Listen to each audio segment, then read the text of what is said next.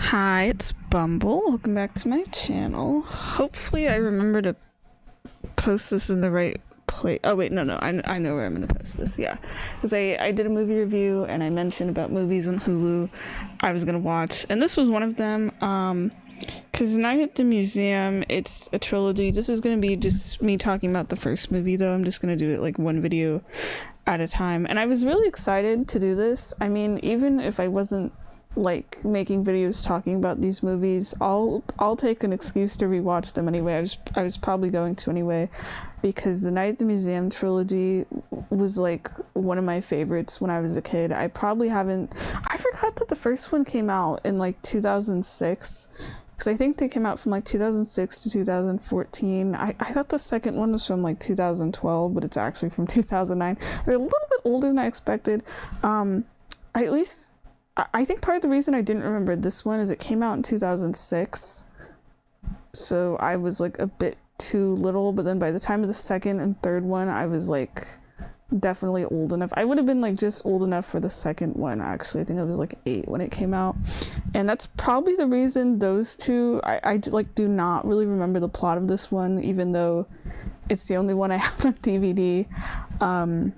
But the second one's my favorite, and the third one I also kind of vaguely remember. I get the plots of the second and third mixed up, actually. Like, I remember the second one has Amelia Earhart, and I remember the Albert Einstein bobbleheads, and that there's like 2 of the monkeys, but I get the villains for like the second and third mixed up. And the third one, I kind of block out a little bit because it gets sort of sad at the end. Anyway, but the first one, it was like watching it brand new. I forgot that this is the one where it's, and I don't know if it was originally supposed to be a trilogy, but I'm glad it did, or at least I'm glad it got a sequel, because this is just mainly like the main character, Larry, getting introduced to the whole concept of like, surprise, the museum exhibits are alive, and like getting to know all of them, which is really cool because you get to know the characters, and there's like several of them that end up popping up in like the other 2 movies, which is nice, of a lot of the really popular characters and stuff. Like I remember the monkey and the little cowboy and Roman soldier and Theodore Roosevelt being the ones that I remember popping up in the sequels.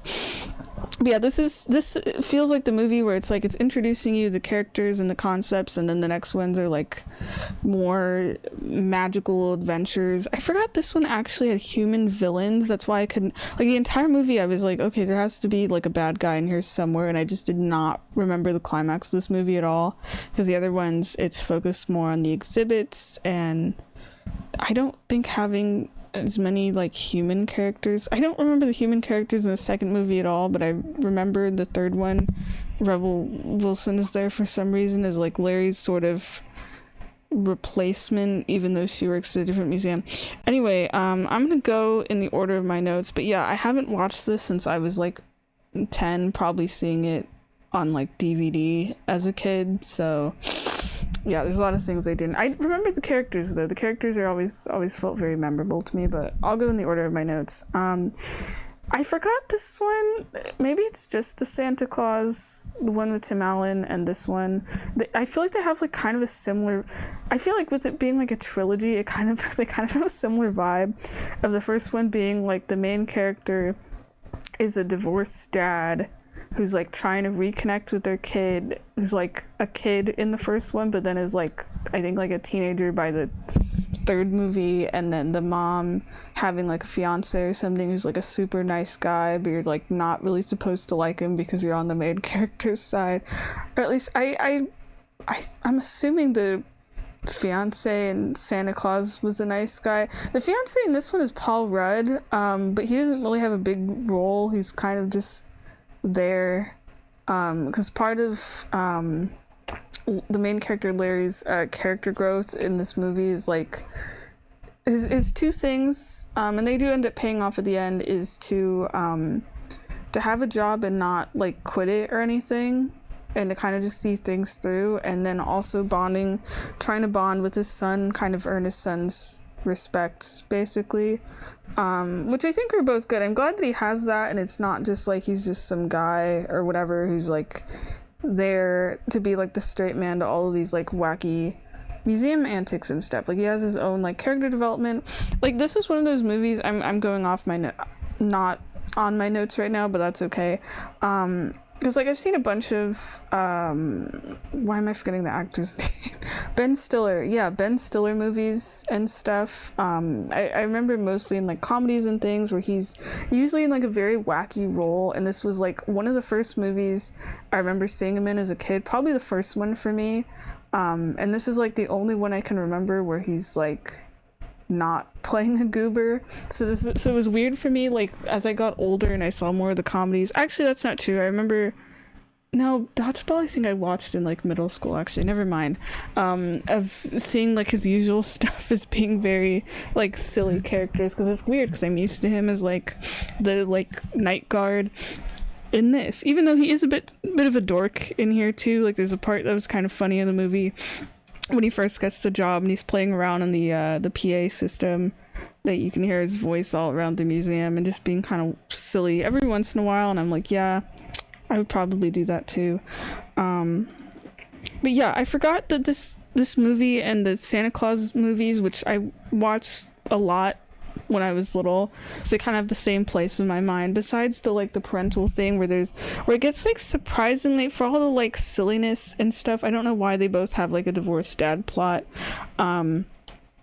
They're surprisingly having like normal stuff and with humans and whatever, mostly to set up like that the main character's life isn't going very great, but are surprisingly grounded. And then I remember the sequels for both series just keep getting wackier and wackier or whatever. Or at least with this series, I remember the second one being particularly wacky. I vaguely remember the third movie, or it's the one where like the magic's being taken away, compared to Santa Claus, where it's the third movie, for some reason Jack Frost is there and it gets like very like they get more magical and like more fun, less grounded like as the series goes on. But yeah, this one I didn't remember the divorce stuff at all, or like really any. I recognized a lot of actors in this, not as many as I remembered, even for like the regular human characters, like the non-exhibit people. But yeah, I forgot that he's separated from his wife. I did remember the son being a kid, because I remember when he gets to like hang out with the exhibits at the end. I remember seeing that scene when I was little, and I was so jealous of that. But yeah, Paul Rudd is a character in this. I don't remember him in the sequels. We'll see. And then yeah. The first 10 minutes of this are basically just to set up how much Larry's life sucks. But at the same time, like, it's normally the kind of thing I would skip, but even as I was watching it, I was like, wait a minute. Besides needing to refresh myself, it's like all stuff that's like important and not really skippable anyway, where you kind of get to the point of like, this is Larry's like last chance to like get a job, and setting up like how him and his son don't really get along, and the wife's kind of like hesitant to leave Larry with the son and such. Oh, the soundtrack, I forgot about the soundtrack. I don't remember who does the music for these movies, but I love the Night at the Museum soundtrack. I kind of vaguely remembered it, or I mostly remember the main theme, mostly because I always think of the like very last scene in the third movie, or it's probably not the very last scene, but I think the last exhibit that Larry talks to is Robin Williams' character, and I remember being really sad during that scene where like the magic's going away and they have the main theme playing. So whenever I hear it now, I keep thinking about that, and I'm like, oh man. But the music is like very whimsical and stuff. There's something about it that kind of makes me think of like I don't know. I feel like music wise, a lot of the kid movies that I liked kind of a similar vibe, or I always like the ones like this one, or Mr. Megorium's Wonder Emporium, or like Nanny McPhee, or ones I watched a lot as a kid. Basically any like kids movie that's from like 2005 or so to like 2012, I'll probably remember or know what it is for the most part, where they all three of those have like very kind of whimsical soundtracks, because it's like normal people and then there's this like magic thing that comes into their lives or whatever, it makes them better, and it was always just like so fun for me to watch. But yeah, the music in this is really good. I feel like it fits the vibe too of like, even before any of the magic tablet stuff starts happening, of like Larry just being in the museum. I mean, the museum, I've never been to New York, but like from what they show of it, it looks really cool.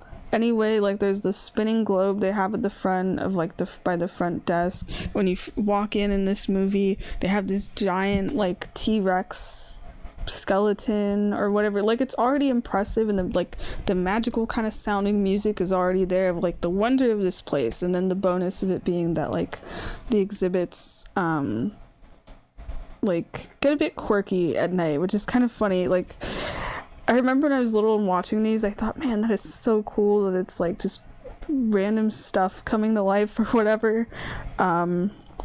And then watching it now, it's so weird with like the main character being the security guard and the exhibits like causing chaos at night. Of course, it just keeps making me think of FNAF, and I'm like, oh no. And then having that thought in my mind made me kind of pay more attention to things in this movie, and realizing of like, oh yeah, Larry can just straight up die here and everything, because it's like, yeah, the exhibits technically aren't people and stuff. Like there's I forgot that with the human looking ones, like Theodore Roosevelt is made out of wax, and I completely spaced that out. So there's a part towards the end where he gets run over by a horse and then he's suddenly split in half, and I was like, oh shit, he's like dead, until he started talking and he mentions like, I'm fine, I'm made out of wax, and he gets put back together, and it's like not really a big deal or anything. So there's that. So they're like not made out of flesh and blood, and they can be like put back together, but at the same time it's like their weapons seem to become very real and able to cause destruction. And there's like the Civil War soldiers with their guns, or like the Huns, for example, with like their swords and stuff. Like there's a lot of characters that are like trying to kill or harm Larry throughout the movie, and like their weapons and their fighting knowledge and shit is still there. So I was literally thinking of like all the ways you can die in this movie, especially with this one, because the whole thing with it is not only getting to like know the exhibits, but like Larry basically causes everyone to kind of get along by the end. It's why I think I didn't remember stuff with this one of like them all kind of trying to kill him and whatever, because I'm used to the sequels where it's like everyone kind of knows each other by this point. And then as soon as they showed the little miniature models and stuff, I remembered about the cowboy and the soldier. Their names I think are Shepadiah, which I've never heard anyone name that before, and I wrote down their names, I remembered, but there's like this little cowboy, he's played by Owen Wilson, and which is also one of the first Owen Wilson movies I saw. Not the first, because I remember watching the original Cars as a child before this, and I actually hate the first Cars movie. I know it's one that a lot of people like, but I like the second one better. From what I have to rewatch Cars. I've never seen Cars 3. I hated Cars 1 as a kid. I think I just thought it was kind of boring. I just wasn't really interested in it. But Cars 2 was the one where they had like spies and the car pope and a bunch of other things, and I thought it was really cool. But I didn't really grow up with that one, I think. Anyway, but yeah, I know Owen Wilson. I always just associate him as Lightning McQueen whenever he talks. I don't remember who the actor is who plays the little Roman soldier. I've seen him in like a bunch of stuff. Anyway, they're two of the most important characters in this series, and as soon as I showed their models and I remembered the little like miniature sets where they live or whatever were shown before any of the tablet bullshit started, I remembered they existed, and I remember that people online, I think it's probably Tumblr if I had to guess, really really like those characters. They're like I think get more like attention and stuff than the others from this movie because everyone ships them. And they have like an enemy to friends to unfortunately not lovers arc throughout this entire series that starts here. But they are fun characters. They're cool. I forgot, I mentioned the enemies things that they're like, their thing in this movie is they're constantly fighting. Well, first they're trying to fight Larry, and then they try to fight each other, and then he's like, and they go through this like having to feel macho because they're insecure about being like an inch tall or whatever, and Larry has to help them like get over that and get them to become friends, and then they're like inseparable for the rest of the series. They're like buddies for life. Let's see, Dick Van Dyke is in this movie. He's the villain, actually. I forgot who the villain was the entire movie until they revealed it, but at the same time I wasn't surprised. I mean, you see hints of it of someone like leaving a key behind, or like I think one of the guards takes a key, and then there's like gold and stuff being stolen, and it's like, who's doing that? I assumed it was a specific guard because there's one of the guards, I think was his name Gus? I don't remember. I think he's the one with the cane, and he stays behind to do something, and you're like, what is he doing? He's like taking a key for the place and whatever. So like I wasn't completely surprised about like, oh, one of the old night guards is the bad guy. I was actually surprised that it was all three of them, but then as I was thinking back to stuff in the movie, it made sense. But that Dick Van Dyke looks like, I don't know how old he is in this movie. He looks pretty old. He looks like he's having a blast with it, where he plays this old man who's like, I mean, there's three guards, but Dick Van Dyke's character, I think his name's like Cedric or something, is like starts out as like the mentor character to Larry. The mentor character actually ends up being Teddy Roosevelt, and he turns out to be a good guy, so that's good. But yeah, Dick Van Dyke's character I liked a little. I liked a bit. He's like fun as a villain too, but when he's first introducing Larry to the place and stuff, he's also kind of fun, where he kind of just messes around with him sometimes and is like purposely trying to scare him. And I noticed, because I know the twist obviously of like, oh, the exhibits come to life or whatever. I was paying attention for stuff like that because he like says some stuff to Larry at the beginning where I'm like, oh yeah, he knows or whatever, of like he gets nervous when they meet Dexter while he's like not sentient at the moment, where he like reacts weird, where he seems like he kind of shudders and is like, yeah, this furball is kind of just like a ball of fun or whatever. Like even he's scared of the monkey, which I feel like means that he's also been tormented by Dexter, not just Larry. That's like one of the main things I remember from this movie was like there was a monkey and it pesters Larry like the entire series to the point where I guess it's supposed to be funny. I never found it funny. Even as a kid I found it annoying, because then there's two monkeys in the sequel and it's like, whoa, and they're constantly slapping him or whatever. He's just like a little silly goober. That's how I see him now. I still don't really care about him as a character. I don't skip any of the parts. I'm just kind of like, okay, whatever, you're here too.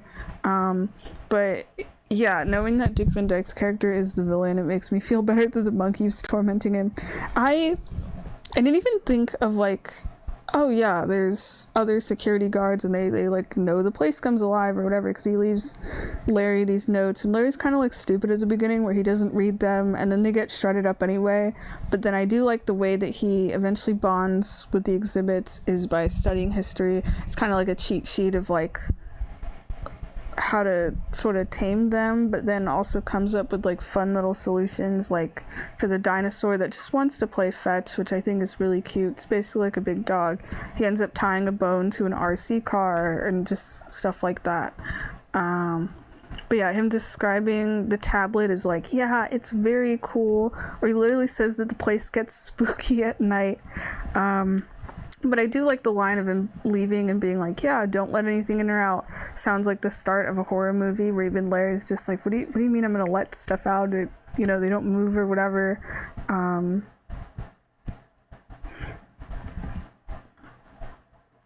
But yeah, but I think that's cool. But it makes me wonder because they mention this weird thing, and the reason these like three old guys are like even a threat in the first place is they mentioned that the tablet bringing the exhibits to life also kind of renews their energy and makes them feel young, which is an excuse for them to be able to like physically fight people, which feels like such BS or whatever, because like Larry doesn't seem more energetic when he's there. If anything, he seems kind of tired because he's running around helping all these exhibits or whatever. I feel like it's just a BS excuse so they can be like not easily taken down by Larry or anything. I feel like it could have just been enough if like, yeah, these three old guys have been working at this museum for years. They would have the knowledge of like knowing, probably memorizing the rooms and the exits and whatever. Not like there's like doors in this place, everything's just open to walk through, but they probably know where everything is and whatever, and they have their keys and stuff. I feel like that would have been good enough to give them an advantage, but they're also kind of a little dumb. I mean, they take the tablet and then they make it really easy to fix it to bring everything to life. But I'm thinking, like, why were they so unhelpful at the beginning with Larry? But it's like, they don't care about the job. They probably, I mean, it's mentioned they lock up the exhibits every night or whatever. It's obvious they didn't try to, like, befriend any of them or stuff. It was probably just more of, like, trying not to die in there. And that's probably why they didn't help Larry with anything. Because I'm like, they gave him instructions, but that's it. And I was wondering, like, why they were hold on, where is it in my notes? I realized it towards the end, actually. Oh yeah, why they try to get Larry not to quit his job at the beginning. Like, they keep saying like, hey, give the place another chance, and I'm thinking like, yeah, that's nice of them, you know, they worked at this job for so long, they seem to be okay with Larry as their replacement. And I was like, oh, they need to have him stick around long enough so they can take the tablet and blame him on it or whatever. And it's kind of like a silly setup of like, they're gonna take it and they're gonna sell it and whatever, which makes sense. They literally mention it's worth like a shit ton of money as soon as they tell Larry the tablet about it.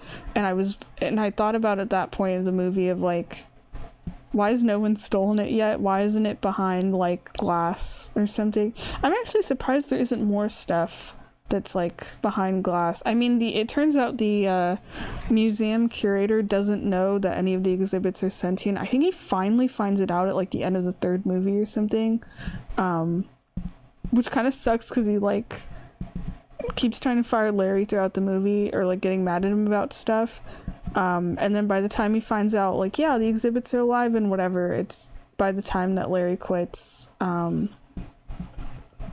the end. But yeah.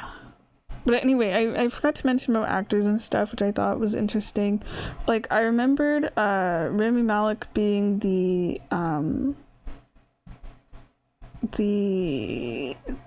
exhibit that's like in charge of the tablet and stuff. Where he plays this like Egyptian pharaoh that is like locked in a in like a, why am I forgetting? It's not casket, whatever it's called, for like the entire movie until like the third act. Because I remembered him. I remembered Robin Williams. I don't recognize a lot of the actors for like the exhibits and stuff, but I like remember their characters and stuff. But yeah, I forgot Paul Rudd was in this movie. The mom from Spy Kids plays this like tour guide desk worker. I don't remember her in the other movies actually, but she's in this one where she's sort of like, she becomes Larry's friend and she's writing this paper in Sacagawea and gets to meet her at the end of the movie, which is kind of nice. And she sort of helps Larry a little bit in being like, hey, you gotta eat, I can tell you these things about the exhibits and whatever. I feel like they could have maybe kept her around for the sequels. That could have been cool. I was half expecting her to be like a potential love interest, or just like, hey, he has like a friendly coworker now. But I do remember, I don't remember if she's in the other ones, but I do remember with the sequel, Larry has a romance with Amelia Earhart for some reason. So I wouldn't be surprised if the tour guide was like not in the other sequels. And then the museum director, I remember his first name's Ricky. I don't remember what his last name is, but I see him in a bunch of stuff. He's British. His character's kind of funny, where he's like very stuffy and is getting mad at Larry for stuff, which is true. Like with the shit that the exhibits pull, like on the first day after Larry works, I think the little miniature guys, one of them is about to be set up to be executed, and the curator's like, yeah, this is a dumb joke you did or whatever. But I get it. Like, there's a bunch of kids that come there. Can't just like mess around with that. What else? I'm not really going off my notes that much. I do really like the first time that the exhibits come to life, and it's treated as like this new and magical thing and it starts out really simple, and I'm like, how the hell didn't he notice, where Larry's like playing around with the PA system, and then the fucking dinosaur is gone. You don't even hear it. I think he hears like a small noise, and then, especially because through the rest of the movie, the dinosaur, I paid attention, is making like these huge stomping sounds. You can always hear it, and it's like running around and shit.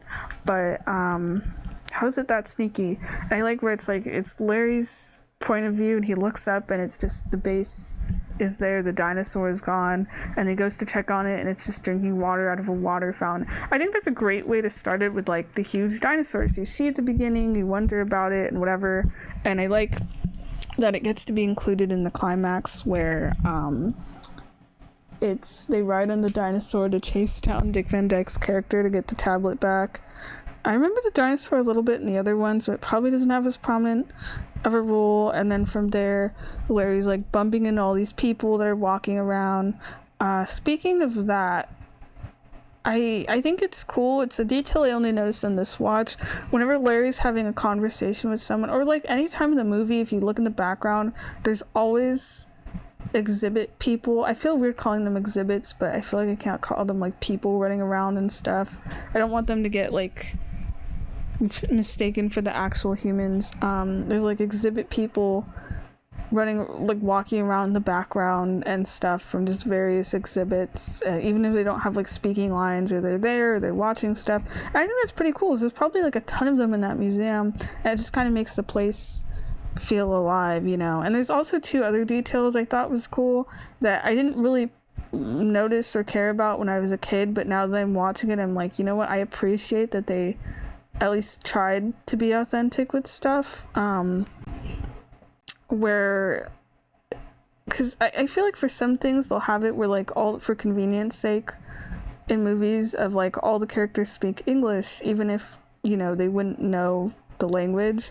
But I like that like the characters speak different languages, and it even ends up being part of the plot where there's these, why am I not, Mongolian soldiers, the Huns, I think they're Mongolian, that Larry can't talk to until he wakes up the Pharaoh guy, and then he's able to translate for him at the end, and then they finally resolve that like part of the plot. Or like Christopher Columbus is a character, and he speaks Italian, and the entire movie Larry doesn't know what he's saying, of just stuff like that. I thought it was cool. Or I don't know a lot of the actors, but it seemed like they matched the ethnicity of like what character they were supposed to be. Like, I'm pretty sure Rami Malek's Egyptian, as an example. And I thought that was cool too. It helped me get more immersed in like the world and its characters and stuff. I appreciate the dedication. Let's see. The monkey has a lot of scenes. I think part of the reason I found him annoying is I mostly remember him from the one scene where he literally pisses on Larry in like their first encounter, and I don't really find those kind of jokes funny where I'm just like, oh, whatever. But most of the time he isn't that bad. He's just like a little stinker. I like the whole gimmick of him like stealing the keys, and there's these two other monkeys that are always clapping or whatever, and then Larry later on to like trick him once he like kind of figures shit out, gives him a little thing of like plastic colorful baby keys to shake to not, and then the actual keys end up getting stolen anyway. I swear that Monkey's probably like the smartest character in this series. Oh, oops, I exited out of my notes. Yeah, I talked about Owen Wilson's character. I think Teddy Roosevelt is probably one of my favorites and one of the most memorable, where he kind of has a character arc too, where he ends up becoming like the mentor character to Larry, which I mostly remembered, especially in this one where he's kind of the one person Larry can sort of turn to at the start. But he kind of doesn't, I like that he's stern, but he's also kind in that he keeps wanting Larry to kind of like clean up his own messes, but also is willing to help him a little bit and kind of like gains his trust throughout the movie. And then his two things are like that he has a crush on Sacagawea, and they do end up, I think, together at the end of this movie. It's about him trying to work up the courage to talk to her, which ends up being a really nice scene when he ends up getting like cut in half or whatever, and she has to like put him back together. And then he ends up, there's a part where he tells Larry of like, yeah, I never did stuff with the Panama Canal and all these other things, and Teddy Roosevelt did, and I'm just like a statue or whatever, or I guess like a sculpture because he's made out of wax. And I thought about that and like how that works with the movie of like the ones that are based on historical figures. It's true, they know that they're just like replicas in a sense, and they don't have that experience, but at the same time they all kind of seem to have whatever language and backstory and like history of the people they're based on, I guess, whether they look like it or not, because some of them, like Teddy Roosevelt, are supposed to be sculpted to like look like a specific person, and then there's other ones like the Civil War soldiers, which I also thought looked kind of cool as like a costume thing, where they all have these like blank white cloth faces that don't really emote, and they also don't seem to talk, but you can like tell what they're up to from their actions and stuff. I thought this was pretty cool because you can even see when the actors are like breathing and stuff, the white fabric stuff moves around a bit, because of course the museum would have all different types of like sculptures and other stuff.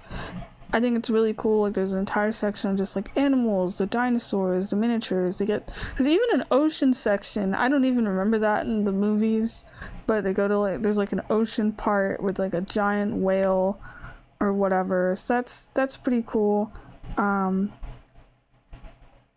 What was I gonna say about the statue thing? But I wonder how they feel about it. The ones, I mean, we see it with Teddy, but like the ones that are based on people and stuff that seem to want to do, like, do they want to, I think it's actually addressed in like the other movies where it's like, do they want to do the thing that they're supposed to do as like those people based on their backstories? Are they cool? Just, yeah, it's just a little sad where like the magic of the tablet brings them to life at night, but then during the daytime I forgot, I remember they couldn't go outside, but I'm like, why can't they go out? They literally turn to dust or something. I assumed it was going to be like, yeah, maybe they just get frozen for the day and they can't move till nighttime, but no, they literally turn into dust and like actually die. And you do see someone die in this. So it's like I think it's just one of the cavemen. You literally see him go outside and he gets turned into dust, and then the dust gets run over by a truck or something, and he's just gone, to kind of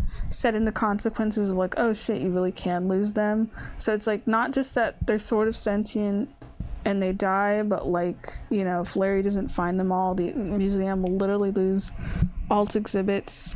But it does make me think like how sentient they are and stuff, because they like clearly move around at night or whatever, and then do they just become inanimate during the day? Or are they still like sort of sentient but they just like can't move? Like I can tell they get changed back to their original materials. I don't know. It's making me think of stuff. I think it's just because there's a game I've been playing that has that concept of like inanimate. So that just has been like kind of bouncing around my brain with this. It's like similar logic or rules of like things get brought to life. So I'm like naturally questioning it. But I do like that they give lore to the whole thing of like they get to come to life and whatever. I mean, it is magic. It is a tablet. I think it gets expanded on in the sequels about more shit about the tablet and how it works. But I forgot the detail. They mentioned that the tablet arrived like in the 40s or 50s or something. So the tablet has been bringing the characters to life for like 50 years and they can't go outside. But the other, the other guards probably weren't like nice to them and they just have to keep getting locked up. So that's gonna suck. Like you become alive every night, but like you can't do anything. You're just like stuck there in like a glass box. It sounds like it freaking sucks. Which is kind of nice by the end, like Larry, not only gets the characters to like get along and stuff, but then also actually befriends them and tries to get to know them. And then by the end, they're able to like, he lets them just run around and like party in the museum and stuff, where they're actually able to like go and hang out with other exhibits. And I think that's pretty cool. And I like the whole thing to match with Larry's theme of like constantly quitting his jobs, where he does try to quit the museum job like a couple of times. Like the first time he's like, nope, I didn't sign up for this shit. And then the second time he's like, yeah, I'm too tired of this when like stuff goes wrong. But then he ends up keep having to like come back and do things. What else? Most of these I actually already talked to.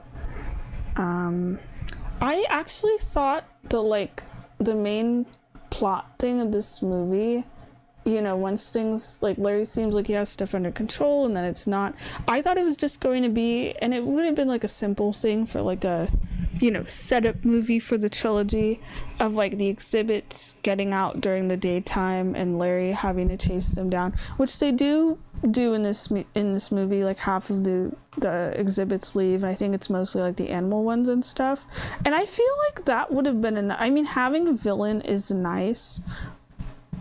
I feel like the three guards, I feel like they didn't need that. It could have just been the exhibits running around. I think that would have felt like a bit stronger to me, of like kind of further isolating Larry and having him like clean up his mistakes. But I do like I think it's just because I'm used to the villains of the other movies. Like I think for the second one, it's like this evil pharaoh guy. And there's like all the four evilest people on earth as exhibits or something, and that's like a pretty high bar. And then the third one I could not remember, besides the villain being like the magic tablet going wrong. I'm pretty sure it's Lancelot. I feel like that one was weaker, but the second one is, I just mostly remember the evil pharaoh for some reason, because he actually felt threatening or whatever. But this one, it just being like human villains, I mean, I feel like it works. The story is more ground. I keep comparing these to sequels. I'm sorry. It's just the sequels are so good and like more memorable to me. This one I liked it. If I had to pretend the sequels didn't exist, I'd say this was really cool. I liked the concept of like things coming to life at night. And I remember at the time with kids movie, I mean, it's not like this movie invented that, but I don't really remember that as like a common kids movie theme when I was younger, or like this was the first time I had encountered it probably. So I thought that was really cool, and they did it in a fun way, especially because like, yeah, the history museums are cool, but they can also be like kind of boring to kids and stuff. But then seeing it of like the exhibits come to life and whatever, and they have these like wacky personalities and there's like magic and shit, just kind of makes you want to go to a museum, and it's like, it's fun. I feel like that kind of carries the movie, really. That's like the part everyone gets excited for, and not really the other stuff of like Larry or the three guards. But I do like that it's like, as a movie on its own, it's a fun time, but I'm really glad that it got sequels and they just went more crazy with it and stuff. But having the first one be grounded and having the human guards, I think also, works fine. They're not like bombarding you with anything too crazy, and you get to focus on just the exhibit, because they go to a different museum for every movie, so having it just be the original one that Larry works at and getting to know those characters before you grow more attached to them as the series goes is pretty good. But yeah, the caveman turning to dust, I forgot about. That's kind of dark. And then Larry, he quits a second time, and I thought, oh, the exhibits are escaping is probably what's going to bring him back, but then it ends up being the tablet being stolen. And I like that Larry's son also gets to join in on the chaos at the end of getting to help with getting the tablet back. And besides Larry doing that and proving he's a good guy, but like probably also, the museum comes to life at night or whatever, he ends up earning his kids' respect at the end. I like how that pays off with the career day show thing, where Larry's like, yeah, history really does come alive, huh? And then it cuts to all the characters like having the party at the end. What else? But yeah, I like that the Pharaoh, I was wondering about it throughout the whole movie when they first introduced the concept or whatever, when Dick Van Dyke's character is talking about the tablet, and he's like, yeah, it's this tablet, it's been here for decades or whatever, and there's a pharaoh that's connected with it that's like in this sarcophagus. Not casket, sarcophagus is the word I was thinking of. And then by that point he's in there and you can hear him like pounding on the thing and trying to get out. And then they finally got him at the end. And I got my villains completely mixed up. Even though I could tell the movie was already almost over. Like, I remember Rami Malek's character, but I didn't remember which movie he popped up in. Mostly because I remember seeing at the end of one of the sequels, it's probably the second one, where, like, there's humans that get to visit the museum at night, and he's telling these kids about how the tablet comes to. You're probably gonna hear me talk about that in one of the sequel reviews too, because it was always just funny to me, where he explains how the tablet's magic and he brings all the exhibits to life. And I remember this one kind of bratty sounding girl that's like, okay, come on, what does it really do or whatever, and he says something snarky about it to match her vibe. But he's also a cool character. But I thought it was the evil pharaoh character for some reason that was like sealed in the casket, and I mean the sarcophagus.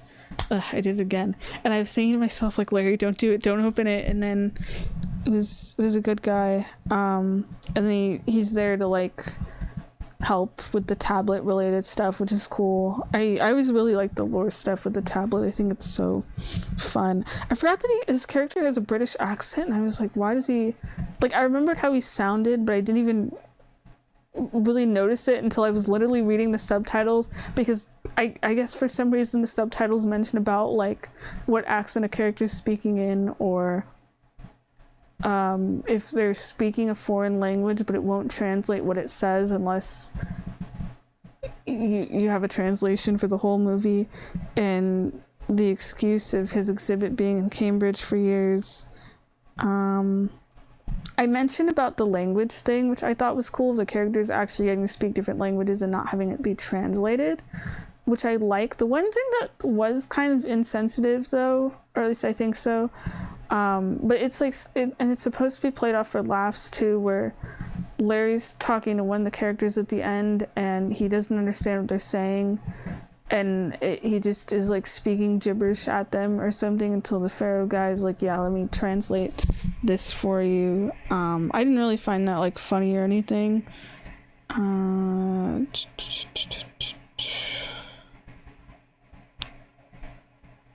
I think that's pretty much it with my notes, actually. A lot of, like, I wrote a lot of stuff. I have more, but it's all things I mentioned earlier. Like, I literally talked about the thieves. I actually do like the thief characters. Like, Dick Van Dyke's like the main one who's like supposed to be kind of helpful, and then he's not. And then there's one, I think the one that's the one that starts stealing stuff, that is like doesn't really talk much. And then there's this one guy who is constantly trying to fight Larry for some reason, so it is a little satisfying when he gets to actually punch him at the end.